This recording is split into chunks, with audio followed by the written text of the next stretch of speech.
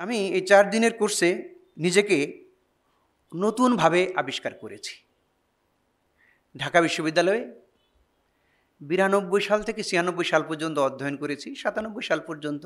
গুরুজি যখন বললেন যে মাইন্ডসেট মনোছবি শব্দটি যখন বললেন, তখন আমার বারবারই মনে হচ্ছিল আমি যদি বিশ্ববিদ্যালয় জীবনে এই ডিভাইসটা পেতাম তাহলে মনে আরেকটু ভিন্ন রকম হতে পারতো, আরেকটু বেটার কিছু হতে পারতো। সো আমার বয়স এখন 50-এর উপরে, সেজন্য ঈর্ষান্বিত হই, আফসোসও হয়, আবার আশাবাদীও হই। ঈর্ষান্বিত হই এজন্য, যার বয়স আজকে সবচেয়ে কম তার বয়সে যদি আমি আসতে পারতাম তাহলে কিসের সন্ধান আমি পেলাম সেটা আমি ভাবি। আজকে যে তরুণরা এখানে আসতে পেরেছে তাদের জীবনটা একদম বদলে যাবে। অর্থাৎ আমি যেই পরিক্রমার মধ্য দিয়ে এসেছি সেখানে আমি যে ভুলগুলো করেছি তারা তা করবে না। আপনারা আশা করি আমার সাথে একমত হবেন যে আমাদের সমাজটা অস্থির, তাই না? এই অস্থিরতার কারণ কি? সমাজ অস্থির, মানে আমাদের সমাজটা সবসময় গামা লেভেলে আছে, মোটামুটি সংঘবদ্ধভাবে।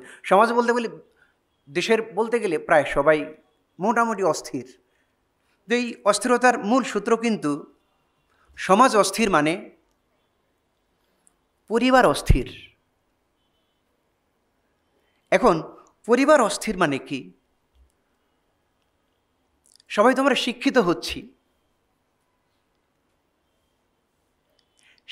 হচ্ছি কিন্তু ভালো মানুষ হতে পারছি না। গুরুজি যে গ্যাপটি পূরণ করছেন সেই গ্যাপটি আসলে ভালো মানুষ হওয়ার যে একটা শূন্যতা আছে, ভালো মানুষ হওয়ার যে শিক্ষা, এই শিক্ষার যে শূন্যতাটা আছে সেই শূন্যতাটা পূরণ করছেন। একজন মানুষের যে ব্যক্তিত্ব, এই ব্যক্তিত্ব দুটি জিনিসের সৃষ্টি, দুটি জিনিসের সমষ্টি। একটি হলো যে প্রকৃতি, আরেকটি হলো সংস্কৃতি। এই প্রকৃতিটি হলো ভালোবাসা, রাগ, হিংসা, অহংকার। তো এগুলো সবার মধ্যেই থাকবে, কিন্তু গুরুজি যেটি শিখেছিলেন এগুলিকে কন্ডিশনিং করতে হবে। অতএব সংস্কৃতি এবং প্রকৃতি এই দুটোর ভিতরে একটা ভারসাম্য থাকতে হবে। এই ভারসাম্যটি আনার জন্য আমাদের যে প্রক্রিয়াটি, সেই প্রক্রিয়াটি গুরুজি যেটি দেখিয়েছেন কোয়ান্টাম মেথড। এই কোয়ান্টাম মেথডের মাধ্যমেই কেবল আমরা, এই কৌশলের মাধ্যমেই কেবল আমরা নিজেদেরকে একজন ভারসাম্যপূর্ণ ব্যক্তিত্বে পরিণত করতে পারি।